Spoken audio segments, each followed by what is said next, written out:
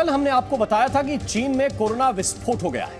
आपको यह भी बताया था कि चीन की 60% आबादी कोरोना से संक्रमित हो सकती है और यह भी बताया था कि चीन में अगले साल तक 10 लाख लोगों की मौत कोरोना से हो सकती है। बड़ी संख्या में मौत होनी शुरू भी हो गई है। चीन की सरकार ने मौत के आंकड़ों को देना बंद कर दिया, लेकिन आज हम आपको चीन से आए कुछ वीडियो दिखाने जा रहे हैं जिससे साबित हो जाएगा कि चीन में कोरोना से हालात बहुत भयानक हो चले। लाशों के अंबार लग रहे हैं और शवदाह गृहों में अंतिम संस्कार के लिए 20 दिनों का वेटिंग पीरियड चल रहा है। देखिए चीन से ये रिपोर्ट।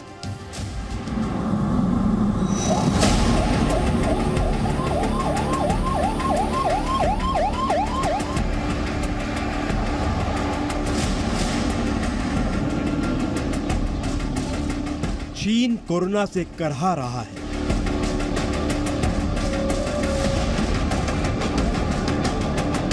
चीन में कोरोना बेकाबू हो गया है।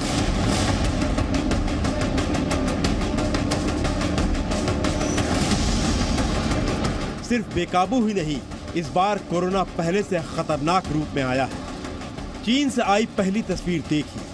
ये उत्तर पूर्व चीन के एक अस्पताल का वीडियो है। इस वीडियो को चीन के एपिडेमियोलॉजिस्ट यानी महामारी वाले बीमारियों के एक्सपर्ट एरिक फील्ड डिंग ने शेयर किया है। अस्पताल में स्ट्रेचर और बेड पर लाशों के अंबार लगे हुए हैं। अस्पताल के कमरों में, अस्पताल के कॉरिडोर और लॉबी में जहां देखो वहीं पर स्ट्रेचर पर शव रखे हुए हैं। और आप ये जानकर हैरान रह जाएंगे कि इस अस्पताल में शवों का ये अंबार सिर्फ एक रात में लगे हैं। इसका मतलब ये हुआ कि सिर्फ एक रात में कोरोना से इतनी मौत हो गई है।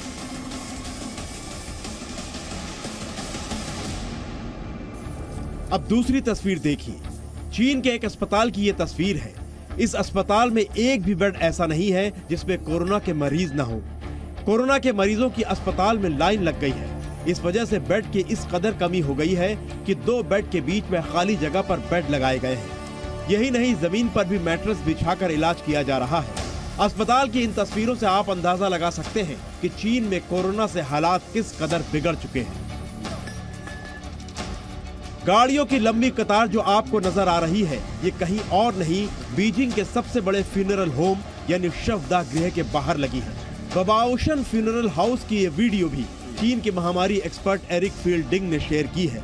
शवदाह गृह के बाहर परिजनों को अंतिम संस्कार के लिए घंटों नहीं, दिनों तक इंतजार करना पड़ रहा है। शवों की भारी तादाद की वजह से अंतिम संस्कार के लिए 20 दिन का वेटिंग पीरियड चल रहा है।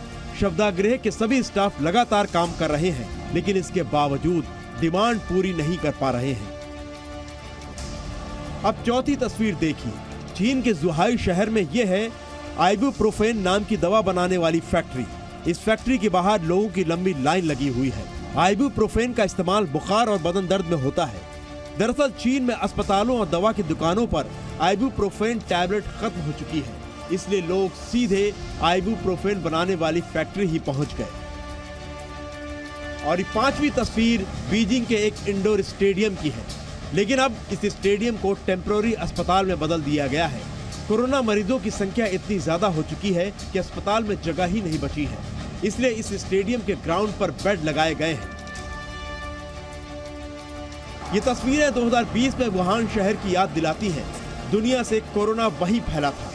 2 साल बाद एक बार फिर कोरोना ने चीन पर कहर बरपाना शुरू कर दिया है, लेकिन इस बार कोरोना पहले से ज्यादा खतरनाक माना जा रहा है। एक्सपर्ट्स के मुताबिक चीन में कोरोना संक्रमण के दोगुना होने की रफ्तार दिनों में नहीं, घंटों में है। 24 घंटे से भी कम वक्त में संक्रमण डबल हो रहा है। संक्रमण फैलने की रफ्तार इतनी तेज है कि एक शख्स 16 लोगों को संक्रमित कर रहा है। अनुमान है कि चीन में इस सर्दी में 80 करोड़ लोग संक्रमित हो सकते हैं। 我这不担心，因为我这周边的话，人的话阳的人多了，反正我接触的人特别多，反正是我没阳，反正我这吃着 ABC 呢。 चीन की सरकार कोरोना से मौत के आंकड़ों को छिपा रही है। चीन ने साल 2019 से अब तक कोरोना से मौत का आंकड़ा सिर्फ 5242 ही बताया है, लेकिन अस्पतालों और शवदाह गृहों के बाहर शवों की लाइन ने चीन सरकार के आंकड़ों की पोल खोल दी है। सेंट्रल न्यूज एजेंसी के मुताबिक 17 दिसंबर को बीजिंग में 2700 लोगों की घरों में मौत हुई। बीजिंग में मुर्दा घरों में शव रखने की जगह नहीं बची है। शवदाह गृहों में 7 दिन 24 घंटे अंतिम संस्कार हो रहा है। 2000 शव दाह संस्कार के लिए वेट लिस्टेड हैं। चीन की सरकार ने जीरो कोविड पॉलिसी के तहत लॉकडाउन लगाया हुआ था, लेकिन कई शहरों में जीरो कोविड पॉलिसी का विरोध हुआ। इसके बाद प्रतिबंधों पर ढील दी गई, लेकिन प्रतिबंधों का नतीजा ये हुआ कि चीन की अर्थव्यवस्था की हालत खराब हो गई।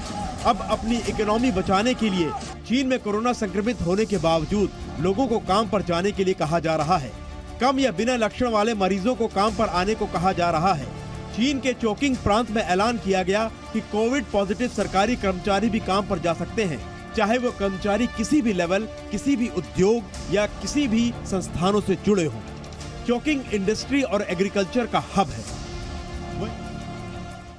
अब सवाल उठता है कि जब पूरी दुनिया में कोरोना करीब करीब काबू में है, तो चीन में कोरोना का विस्फोट क्यों हुआ? इसके पीछे एक्सपर्ट्स कई वजह बताते हैं। सबसे बड़ी वजह बताई जा रही है कोरोना वायरस का नया वेरिएंट।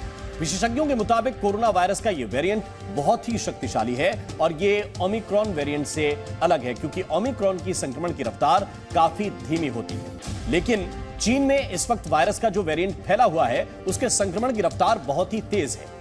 इस वेरिएंट की वजह से चीन में एक व्यक्ति 16 लोगों को संक्रमित कर रहा है। संक्रमण की रफ्तार तेज होने की एक वजह चीन के लोगों की कमजोर इम्यूनिटी भी बताई जा रही है। पिछले 2 सालों में चीन के ज्यादातर लोग कोरोना से संक्रमित नहीं थे, इसलिए वहां के लोगों की इम्यूनिटी विकसित नहीं हुई है। चीन की सरकार ने सिर्फ टेस्टिंग और आइसोलेशन पर भरोसा किया। क्वारंटीन और आइसोलेट होने की वजह से लोग संक्रमण से तो बच गए, लेकिन ओमिक्रॉन और दूसरे वेरिएंट से बचने के लिए जरूरी इम्यूनिटी उनके शरीर में विकसित ही नहीं हुई। यही नहीं, चीन में 90% आबादी को वैक्सीन की सिर्फ 2 डोज ही लगी है, तीसरी डोज नहीं लगी है। ये नए वेरिएंट से लड़ने के लिए काफी नहीं है। और इसके अलावा 50% बुजुर्गों को चीन में वैक्सीन की तीसरी डोज नहीं लगी है। चीन में बुजुर्ग ही सबसे ज्यादा संक्रमित हो रहे हैं, वो ही नए वेरिएंट के निशाने पर हैं। और चीन में स्वास्थ्य सुविधाओं में बड़ा अंतर है। बड़े शहरों में ही अच्छे हेल्थ इंफ्रास्ट्रक्चर हैं, दूर दराज के इलाकों में कोरोना के हिसाब से हेल्थ इंफ्रास्ट्रक्चर नहीं है। और इन सब वजहों के अलावा चीन ने जीरो कोविड पॉलिसी के तहत चले आ रहे सभी प्रतिबंधों को भी खत्म कर दिया है। यानी लोग अब एक दूसरे के संपर्क में आने के लिए आजाद हैं, इसीलिए संक्रमण तेजी से फैल रहा है।